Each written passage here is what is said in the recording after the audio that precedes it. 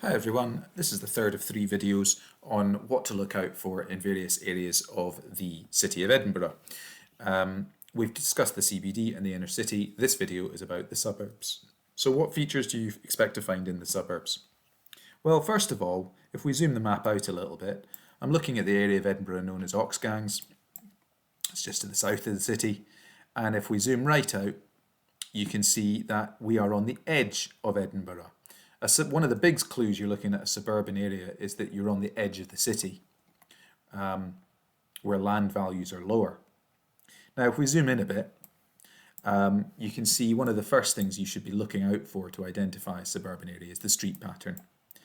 The street pattern of this area, as you can see, is not gridiron. In fact, it's almost like it's been deliberately designed not to be gridiron. The streets are curvilinear.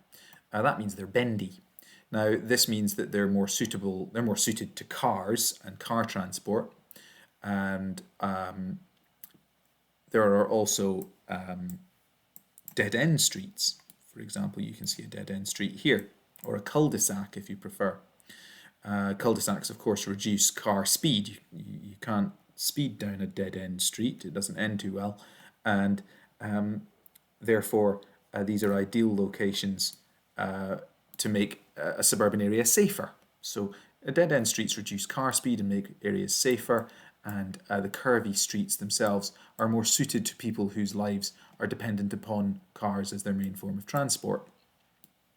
Notice that unlike in the inner city, everybody has some garden space, or most people have some garden space, and there is definitely a much greener feeling to these areas than you would find in the inner city or the CBD. The houses tend to be semi-detached, as you can see these properties are. 2 houses that share one wall, and some houses will be detached, though I'm not confident I can find one quickly enough for the purposes of this video.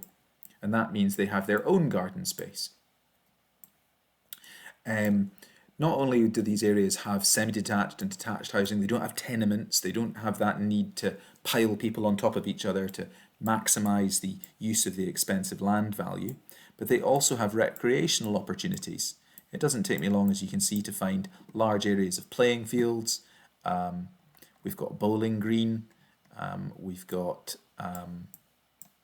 small park areas that you can see here. You've got lots and lots of recreational opportunities. And again, if I zoom out of the map a little bit more, that gives you you can get a real sense for the availability of open space and recreational space. You can see golf courses over here. There's the links of a golf course. Parks here, here, there, here, here. Lots of parks, even areas of woodland for people to go dog walking and to explore. Suburban areas normally have available recreational facilities nearby. Another feature that you can talk about in the suburbs is the availability of commuter routes. So most suburban areas are for people who live and who commute to work. That means they travel to work. And that's one of the reasons that suburban areas have to be designed to be easily used by car users.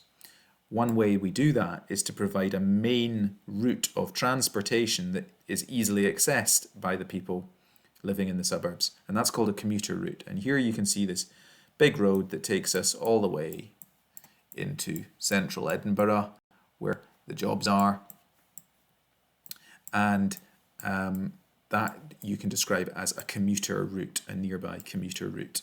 And if you look at the map work videos that accompany these, then you can learn how to identify the exact map symbols that you're looking for. Okay, so the main features are the curvilinear streets and the dead ends that you find throughout these kind of areas. They are the recreational spaces and open spaces that we find, and the commuter routes that we also find in these locations, which make it easy for people to get to work. And in general, the fact that the houses have got their own garden spaces, and that everything is a little bit greener and more spaced out. Okay.